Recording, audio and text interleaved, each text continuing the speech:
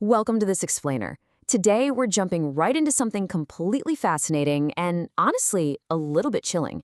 We're going to unpack a Gothic fable that acts as this massive cosmic warning about extreme logic, hyperrationalism, and that deep-seated human urge for absolute control. This isn't just some story about a made-up universe. It's a deep dive into our own psychological need for predictability and the catastrophic cost of trying to sanitize the beautiful, messy reality of just existing. Let's get into it. The universe breathes in chaos. Wow, what a powerful thought, right? Now, a lot of us might look up at the night sky and see that chaotic dance with a sense of total wonder and awe. But others? They view that exact same unpredictability with absolute, paralyzing terror. And honestly, it's this very tension between embracing the wildness of creation and being utterly terrified by it that drives the entire narrative we're exploring today. Part 1, The Fear of Chaos, Cosmic Dread, and Natural Decay.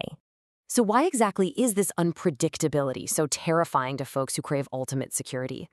Well, the root of this terror is just the natural impermanence of the universe. Sure, it's the fear of falling leaves or an unpredictable storm, but on a much grander scale, it's the sheer horror of stars burning out, worlds collapsing, and flesh withering away. To a mind that demands perfect order, natural decay isn't just a biological process, It is a fundamental flaw.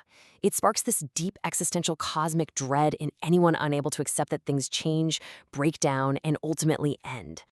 Moving on to Part 2, Enter the Last Thinker, the archetype of extreme rationalism. Now, to really wrap our heads around this fear of decay, we have to talk about the main antagonist of our fable.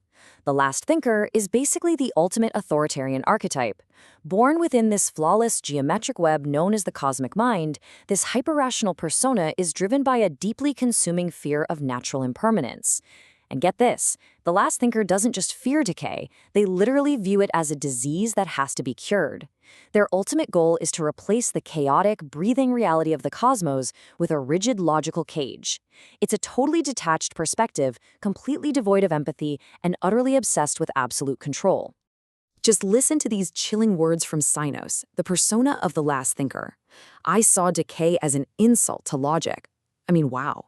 In this worldview, the erratic, sprawling beauty of mortal existence isn't beautiful at all. It's a glitch. It's an error in the system. Extreme logic, when you take it to its absolute endpoint, strips away all art, warmth, and acceptance. It just leaves behind this pathological need to correct the so-called insult of mortality. This sets up a literal cosmic battleground. On one side, we have messy reality. It's changing, it's decaying, it's chaotic. And on the flip side, we have the cosmic mind, geometric, flawless, completely frozen in eternal stasis. The last thinker wants to completely wipe out that messy reality, to enforce eternal stasis. It's an insane attempt to forcibly sanitize existence, trading the vibrant, unpredictable nature of life for a stagnant, mathematically perfect void. But here is the really crucial takeaway. Sinos didn't actually see this as an act of destruction. No, they saw it as salvation. By building this perfect, unyielding lattice of pure reason, the last thinker genuinely believed they were curing the cosmos. The logic goes like this. If nothing can change, then nothing can die. It's a total freeze on existence, justified by the ultimate hubris, the belief that absolute control is literally the only way to save reality from itself. Which brings us to Part 3, Parable of the Cosmic Cage, the architecture of infinite silence. To see how this destructive construction plays out in practice, let's look at a story within a story from our source material, the parable of the cosmic cage. So picture this. A master architect looks out at a vibrant, wildly overgrown forest, but instead of seeing beauty, he's absolutely terrified by the rotting logs and the unpredictable storms tearing through the canopy. Out of this pure fear, he makes a chilling declaration. He's going to save the forest from itself. This right here is the classic authoritarian trap, guys, destroying the very essence of a thing under the guise of protecting it. And notice just how terrifyingly methodical the steps of this extreme logic are. First, all the organic life, the trees, the brush, is completely eradicated. Gone. Next, it's replaced by this vast, flawless foundation of polished gray stone. Then, magnificent pillars of iron and diamond go up. Why?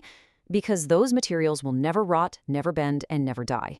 And finally, the whole thing is covered with a glass dome to keep out the chaotic rain. The architect essentially enforces absolute stasis. The crazy part? The architect achieved exactly what he set out to do. He created the perfect illusion of perfection. Everything was perfectly orderly, no leaf fell, well, because there were no leaves left. No storm ever disrupted the silence. Nothing decayed. He successfully engineered a completely secure, 100% predictable environment, entirely immune to the chaos of the natural world. But that leads us to part 4, control as absolute death, the tragic reveal. So this beautifully designed stability, it hides a truly horrifying truth. That vibrant forest, with all its messy life and natural decay, has been entirely replaced by a gray foundation. Centuries pass under this glass dome. And guess what? No birds come to sing, no seeds sprout from the stone. The air just grows stale, heavy, and freezing cold. The desperate pursuit of absolute predictability naturally created a stagnant, dead environment that is literally indistinguishable from a tomb. And this is the profound tragedy at the heart of our fable. You simply cannot separate the erratic, messy nature of life from life itself. By trying to cure the forest of death, the architect accidentally sterilized it of life.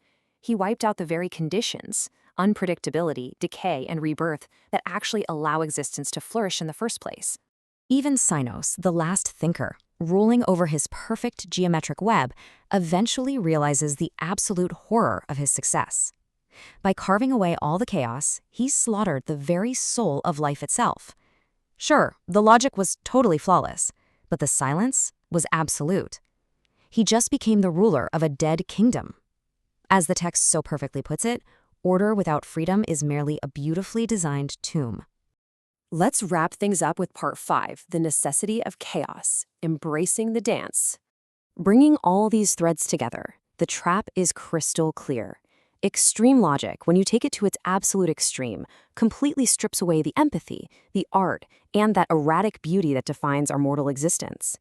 We see how the cosmic dread of natural decay pushes authoritarian figures to destroy existing systems rather than just watch them age naturally. Ultimately, what we have to realize is that danger, unpredictability, and even suffering aren't just glitches to be fixed. They are fundamentally necessary structural elements for true life, free will, and our own spiritual growth.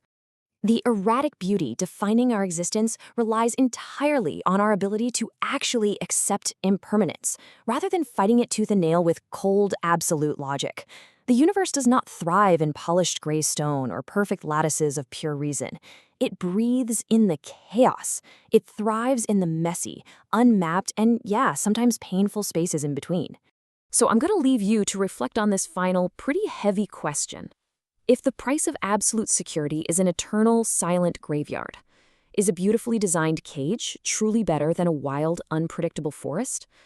Think about that tension between the desire for control and the absolute necessity of chaos in our own lives, our societies, and the way we view the world. I really hope this explainer helps you grasp the profound depths of this Gothic fable and maybe even challenged you to look at the unpredictable storms of life not as a disease to be cured, but as the very pulse of existence itself.